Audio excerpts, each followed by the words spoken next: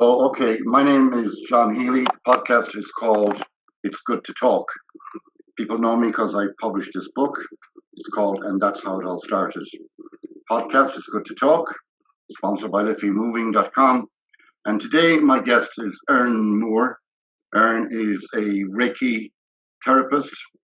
And I want to learn all about it and what she does and many hats that she wears. So, Erin, tell us about yourself. Where were you born and how did you get into this business? Hi, John. Well, thank you for having me. I'm happy to be here.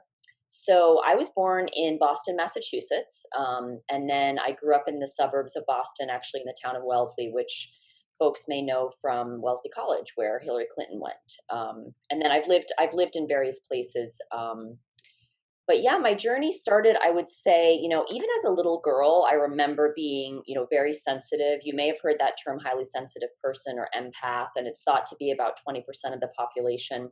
So it's a constellation of traits where, and it can range from someone like me who sees energy and feels energy, and sometimes even from the other side, to just feeling your emotions really strongly. So I had that going on as a little girl, and then I kind of shut that down, which is a common sort of template for people like me for many years. And then I had some catalyzing experiences in my life that kind of triggered my abilities and spiritual awakening to start kind of flourishing again. And I started just studying, everything esoteric. And, I was doing Reiki and breath work and yoga and my own healing journey. And then ultimately Can I that ask, like, was there anything, say, in your maybe your early childhood or maybe as a teenager that impacted you a lot? Yes. So I had an early traumatic loss. My mom passed away when I was a teenager. And so that, of course, was, very devastating and shaped my life in a lot of ways and kind of started to, I would say that was one of the first triggers for me to my connection to energy and, kind of the spiritual realm kind of started to come back. And then I had some other events as well. I had a breakup in a relationship a little bit later in life that was also kind of a pivot for me that sort of put me on a different path. But that seems like you had, like, let's say, like two a loss and then another loss in your total experience of growing up as a teenager and probably later. That be correct? Yes, definitely. And, it's often losses and challenges that kind of trigger us to grow and like, be turn onto a spiritual path or seek a deeper meaning of life. I found that with a lot of people that I work with as well. Oftentimes we have to kind of come up against these, um, traumas and losses and challenges to kind of push us to, a different path, whatever the path we're meant to be on. So, and that's That's often like that's like the cliche. If it doesn't kill you, it makes you stronger. exactly right. Mm.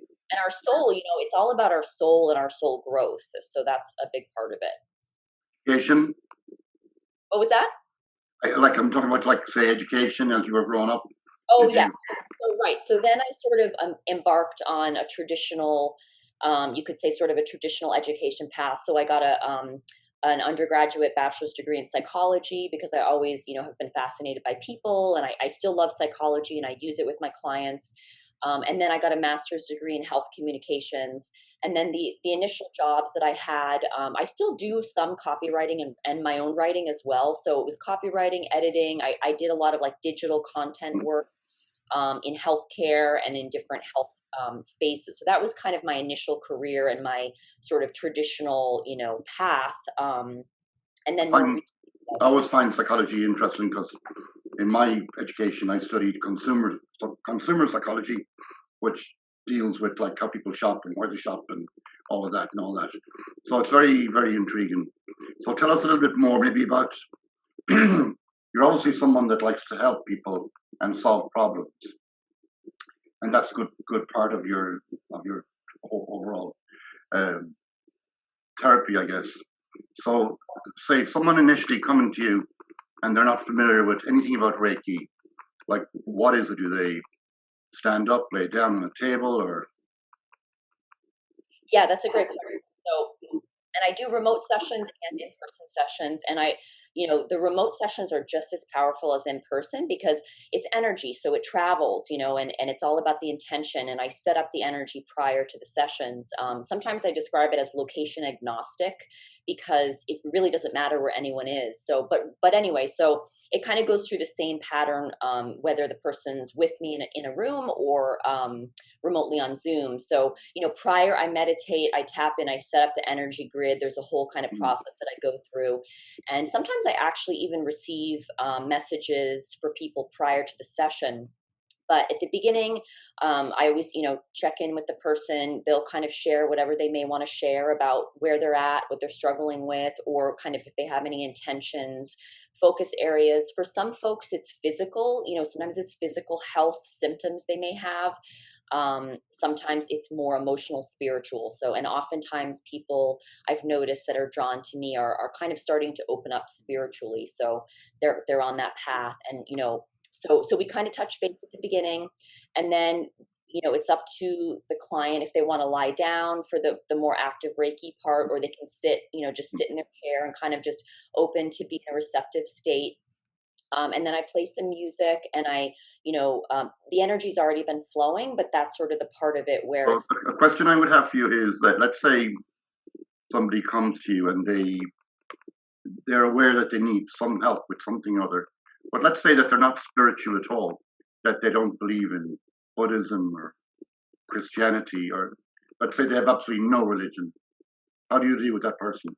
Yeah, and so it's completely, spirituality and Reiki and things like that, in my view, are completely non-denominational. I'm not religious myself. I'm spiritual, and I find that it's really a powerful energy. When you think of energy, sometimes the way I also describe it is there's really an intersection between science and spirituality, as we're starting to see. I mean, quantum Mm, physics kind of basically proves, if you want to look at it that way, that spirituality and energy is real. There's mm, it's everything's made up of energy. That the chair we're sitting in, our thoughts, our mm, beliefs, our body, water. So it's the idea that sometimes I describe it as treating energy with energy because we're made of energy. So mm, by by me sort of being the conduit and directing this healing mm, energy towards somebody, it's sort of an intelligent energy, connected to the universe, and so it knows what the mm, person needs. And so it's completely, different from religion. And sometimes it takes someone to experience it to believe it, right? Or right. to know that, and some people have very subtle sort of how they feel, and then some people have more dramatic reactions to it. So It's all that's like, say, like intuition, except that you maybe have it at a stronger level. exactly. Yeah, you could describe it as that too. I mean, it's all related. Sometimes I describe intuition, it's sort of the idea of your gut instinct. It's our we're getting messages from our subconscious, and from, whether you want to call it your subconscious or God, or beyond the veil, it's kind of like beyond our five senses. And Okay. so and your gut instinct is never wrong. And as humans, we want to doubt that because we think, well, how could that be logical, or how, but so yeah, intuition is related. And I think also what I strive to do with clients is help them develop their own intuition so they can trust themselves, because that's empowerment to me. I'm kind of holding space, but and I do sometimes, of course, provide advice or answers, but it's really about them kind of, becoming more connected with Right. themselves, trust their own intuition. Yeah. Okay. And on kind of a more fun side of it, like in my early years, I guess my 30s, I met a friend one time, like yourself. She was a medium, and she gave me a gift of a pack of tarot cards. And I Oh, found it a wow. lot of fun because tarot cards is like a tool to kind of get the energy flowing. And like if someone gets like a card, like a death card, it doesn't mean someone's dying. It could mean the end of something, but the beginning of something new. Do you ever use cards or? I do use I love cards. I use both tarot and oracle cards sometimes. And sometimes with my Reiki healing sessions, I'll pull a card prior to the session, or, if they want me to, or I do separate card readings as well. And I intuitively kind of channel. But yeah, the cards are beautiful, and they have archetypal themes, like you were mentioning with the death card. It's often about transformation. Um, and, they're Got ancient. money back. Oh, very nice. Beautiful. Yeah. Yeah, they're really fun. And like you were mentioning with intuition, I actually think it's also a great way for people to hone their own intuition, because you can kind of check in with yourself. Like if you're feeling something about a particular situation or decision, for example, and then you pull a card, you can kind of see, well, that often reflects how you feel, and it's sort of a validation. So it's a fun way to kind of play with that. And it's the way I also describe it is it's sort of like showing you the likely path if you continue where you are right now in terms of like thoughts and beliefs and energy. So yeah. Okay, and tell me, how can people contact you? Yeah, so my website is centered1.com. Center One. Centered One, so CENTERED.com. Mm-hmm. And then the email is info@centeredone.com. And Mm-hmm. then I have my Instagram. I'm active on Instagram, which is centered_one by Erin, ONE, one spelled out. And I offer free 30-minute calls for anyone who is interested or has questions, or anyone who's just kind of going through this type of path. I'm happy to help. And I also actually have a Zoom group for empaths, so it's free for anyone who is interested in community as well. So you can reach Excellent. out. Yeah. That's really good. Okay, so I think I'll end today with a quotation, Great. and we'll do today's quotation is from Rosa Parks, and it says, "You must never be fearful about what you're doing when it's right." And that's by Rosa Parks. Okay. Beautiful. Erin, thank you so much for sharing your knowledge and your time. And you sure are seem like a very kind person. And I look forward to meeting you in person because we haven't actually met yet. But Right. it'll be fun to do that. All right. Thank Thank you. you once again. Thank you. Bye, everyone. Bye bye, everyone.